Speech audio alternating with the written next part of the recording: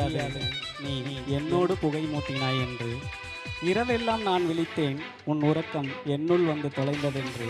ஆனாலும் நீ விழிக்காமலே என்னோடு இருளாகிறாய். வானம் என்னோடு இல்லாமல் நீ சென்றால் நான் எப்படி வெளிச்சம் கொள்வேன் நிலவே?